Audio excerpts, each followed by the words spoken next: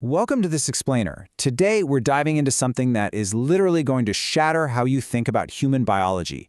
We're looking at the groundbreaking work of maverick Oxford biologist Dennis Noble. He recently published a piece in the top science journal Nature that absolutely turns everything we thought we knew about our DNA completely upside down.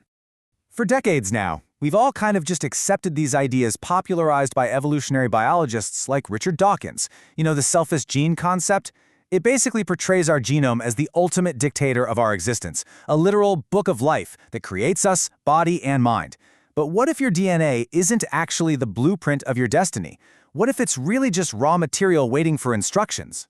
So today, we're going to systematically dismantle that old 20th century gene-centric view. We're moving away from the assumption that DNA dictates life and stepping into a massive paradigm shift called systems biology. In this new view, your living, breathing cellular networks, your functional physiological systems, are actually the ones in the driver's seat, controlling your DNA. All right, Section 1. Where are the controls? Think about it like this. If your genome is just a sequence of raw chemical data, where's the actual programming, the if-then logic of life? Chemicals like DNA just do what chemicals do. They automatically bind together, they don't actually make choices. Well, Dennis Noble, who is uniquely both a systems biologist and a computer programmer, points out that you won't find this conditional logic in the genome at all. The real on-off switches? They actually live in the protein channels of our fatty cell membranes, reacting in real time to our environment. Now here is where things get really wild. Science shows there are absolutely 0 genes in our DNA that code for the creation of these complex lipid membranes. None. So if our DNA isn't building the very control centers of our cells, where on earth do we get them? The answer is just mind-blowing. We inherit every single membrane structure 100% intact, straight from the mother's egg cell. When a sperm enters an egg, it's entering a fully formed living cell that already has these structures in place.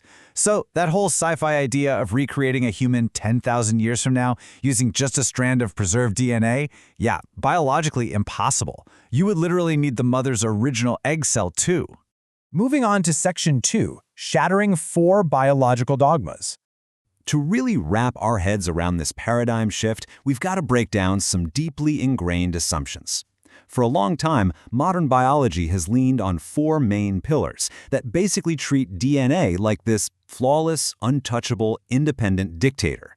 It was seen as a one-way street of information. But, as we're about to see, physiological evidence proves all 4 of these dogmas are fundamentally wrong. Let's take the central dogma first. This is the idea that information only flows outward from DNA to create proteins, and never the other way around. Well, we actually just saw this totally debunked during the recent pandemic. It turns out our immune systems actively go in and edit our DNA to create millions of new protein shapes so we can grab and neutralize novel viruses. Organisms absolutely can and do change their own DNA. Then we have the so-called Weissman barrier. This is a 140-year-old concept claiming our reproductive cells are completely walled off from whatever our bodies learn or experience. Wrong again. Data about our body characteristics and metabolism is actively sent back to the sperm and egg. It travels in these tiny packets of molecular information called control RNAs. That barrier? It simply doesn't exist. And as for the last 2 dogmas, well, DNA doesn't magically and flawlessly copy itself like some perfect crystal. It actually makes a massive amount of mistakes, literally hundreds of thousands of errors during cell division. It constantly needs the living cell's proteins to jump in and actively cut, paste, and correct it. It's totally dependent on the living cell. Definitely not a separate, independent vehicle. Which brings us to Section 3, the Genome Project's shortfall. Let's look at how this plays out in the real world of medicine. Back in 1999, Francis Collins, who is the head of the Human Genome Project, made a really bold promise. He said that sequencing the genome was going to yield these unimaginable insights, basically curing common scourges like cancer, diabetes, and heart disease within a decade. That was the ultimate promise of the whole gene-centric viewpoint. But a recent major study out of University College London showed exactly why that didn't quite pan out. They found that genomic association scores consistently fail to predict these common diseases. Why? Because only about 5% of diseases are actually dictated by a single gene. The vast majority of our health is complex and multifactorial. And the reason our bodies don't just instantly shut down when a single gene acts up is thanks to a biological concept called robustness. Basically, our functional networks are incredibly resilient. Think about your heart. It can effortlessly maintain its rhythm even if a pacemaker protein that generates 80% of that rhythm gets blocked. The living system just adapts and takes over. It's grace under pressure. Okay, section 4, the cell's communication subwording.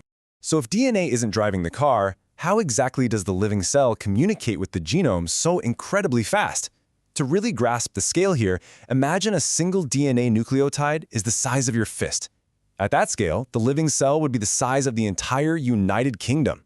The nucleus would be sitting down in Oxford, and the cell's surface membrane would be way up in Scotland. But as researcher Dick Chen demonstrated, environmental signals cross this massive geographical gap in mere seconds. How?